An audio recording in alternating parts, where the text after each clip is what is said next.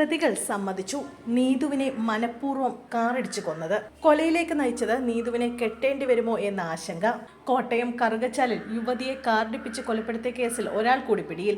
ഇതോടെ കേസിൽ പിടിയിലായവരുടെ എണ്ണം 2ആയി. കാഞ്ഞിരപ്പള്ളിയിലെ ഓട്ടോ ഡ്രൈവർ മേലിട്ട് തകിടി അമ്പഴത്തിനാൽ വീട്ടിൽ അൻഷാദ്, ഇയാളുടെ ഒപ്പം കാറിലുണ്ടായിരുന്ന ചാവടിയിൽ വീട്ടിൽ ഇജാസ് എന്നിവരാണ് അറസ്റ്റിലായത്.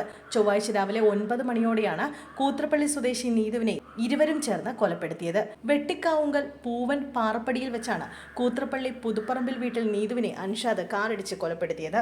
തുടർന്ന് കാറുമായി ഇവർ മല്ലപ്പള്ളി റോഡിലൂടെ രക്ഷപ്പെടുകയായിരുന്നു. റോഡരികിൽ കിടന്ന നീതുവിനെ നാട്ടുകാരാണ് ആശുപത്രിയിൽ എത്തിച്ചത്. ആദ്യം അപകട മരണമാണെന്നാണ് പോലീസും നാട്ടുകാരും സംശയിച്ചിരുന്നത്. എന്നാൽ ഇടിച്ച വാഹനം കണ്ടെത്താനായി പോലീസ് നടത്തിയ തിരച്ചിലാണ് കൊലപാതകമാണെന്ന് തിരിച്ചറിഞ്ഞത്.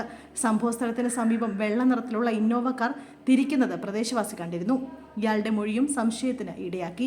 കഴിഞ്ഞ കുറച്ചു വർഷങ്ങളായി നീതു ഭർത്താവിൽ നിന്ന് മാറി താമസിക്കുകയായിരുന്നു. ചങ്ങനാശ്ശേരിയിലെ ടെക്സ്റ്റൈൽ ഷോപ്പിലെ ജീവനക്കാരിയായ നീതു കറുകച്ചാൽ വെട്ടിക്കലെങ്കിൽ വാടകയ്ക്ക് താമസിച്ചു വരികയായിരുന്നു.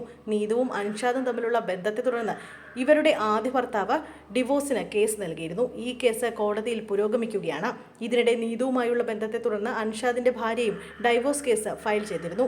ഇതേ തുടർന്ന് അൻഷാദ് കറുകച്ചാലിൽ വാടകയ്ക്കെടുത്ത് നൽകിയ വീട്ടിലാണ് നീതു താമസിച്ചിരുന്നത്.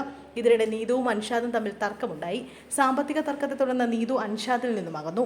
ഇതിനിടെ അൻഷാദ് മറ്റൊരു സ്ത്രീയുമായി അടുക്കുകയായിരുന്നുവെന്നാണ് പോലീസ് പറഞ്ഞത്. തുടർന്ന് അൻഷാദ് നീതുവിനെ കൊലപ്പെടുത്താൻ തീരുമാനിക്കുകയായിരുന്നു. വിവാഹമോചനം കിട്ടിയാൽ നീതുവിനെ വിവാഹം കഴിക്കേണ്ടി വരുമോ എന്ന ചിന്തയാണ് കൊലയ്ക്ക് കാരണം. സംഭവ ദിവസം സുഹൃത്തിനോടൊപ്പമാണ് പ്രതി കാറിൽ എത്തിയത്. നീതു ജോലിക്കായി വീട്ടിൽ നിന്ന് ഇറങ്ങുമ്പോൾ കാറുമായി എത്തി ഇടിച്ചു വീഴ്ത്തുകയായിരുന്നുവെന്നാണ് പോലീസ് പറഞ്ഞത്. വാടകയ്ക്കെടുത്ത കാറുമായി എത്തിയാണ് നീതുവിനെ ഇടിച്ചു വീഴ്ത്തിയത്. സംഭവത്തിൽ കേസെടുത്ത് പോലീസ് നടത്തിയ അന്വേഷണത്തിലാണ് പ്രതിയായ അൻഷാദ് പിടിയിലായത്.